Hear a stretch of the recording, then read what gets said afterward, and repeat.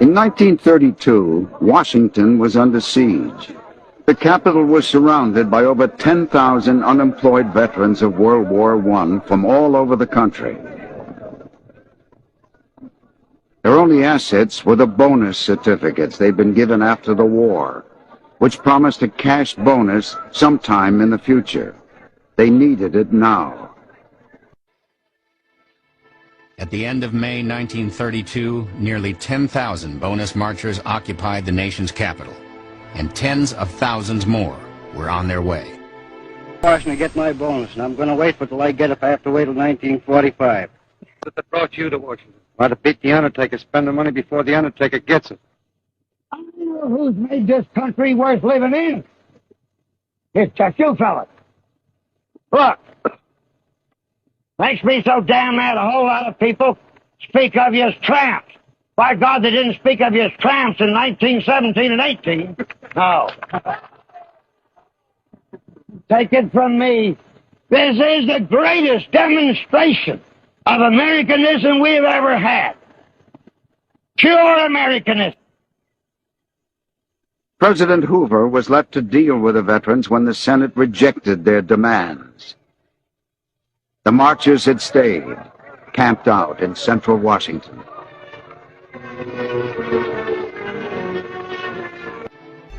On July 16th, the last day Congress was in session, Washington was on edge.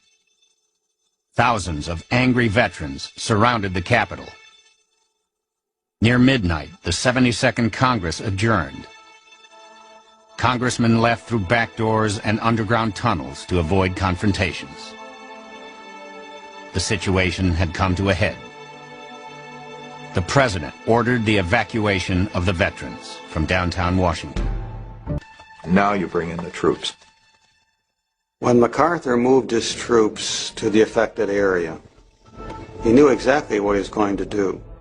And he adorned himself in his dress uniform along with his major aide, Dwight D. Eisenhower.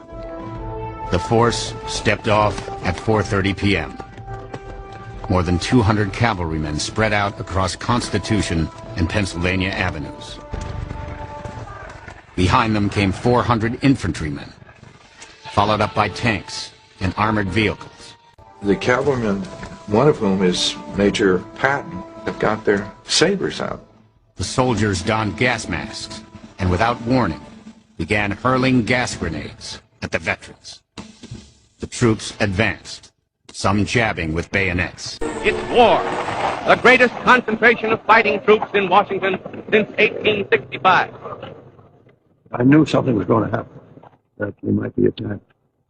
And I had a press card, so I passed the police lines, and then I saw the soldiers advancing into the camp. And when confronted with this, the men all stood there and said, "Stand firm as long as you can."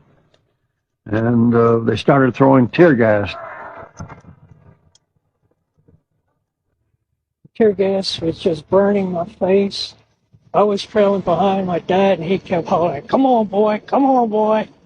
Marchers were choking from the gas, just like the battlefields in France. And so they're being forced out of their shacks by smoke bombs and tear gas, hurled by the troops who have been called out by the President of the United States. I'd never seen anything like it. They systematically went down the line, burned up all the tents and all the possessions of the people there.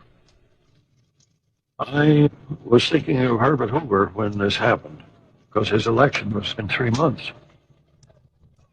I thought this would be the finish of Hoover. The orders of the President must be obeyed, and the roaring flames sound the death knell to the fantastic bonus army. In the shadow of the beautiful dome of the Capitol of the United States of America. The veterans did not believe the country for which they had fought would ignore the plight into which the Depression had placed them. Many did not believe that United States troops would take the field against them. By early evening, most of the marchers had been driven across a drawbridge that led to their main camp. The president does not want MacArthur to cross the bridge, and MacArthur disregards the order.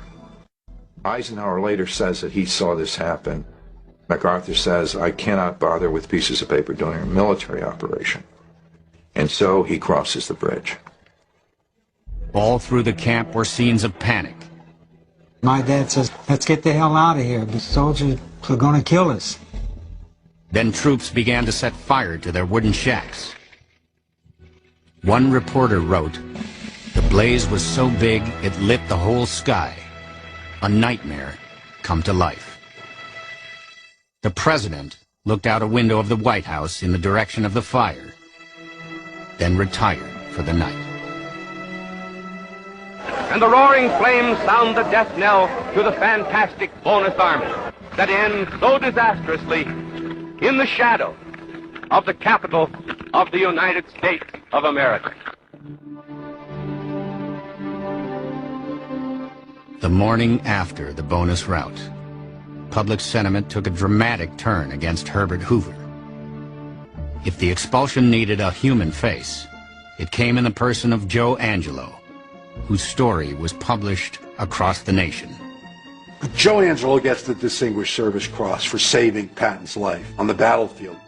The next morning, Angelo comes to the burned-out field to see Patton. And Patton says, take this man away. I don't want to see this man. The BEF was broken up. The men returned to some city or other, there to roam the streets, hopelessly seeking work or to shuffle in bread lines. There they remain, crying examples not of the need for the bonus, but of the need for a new American system.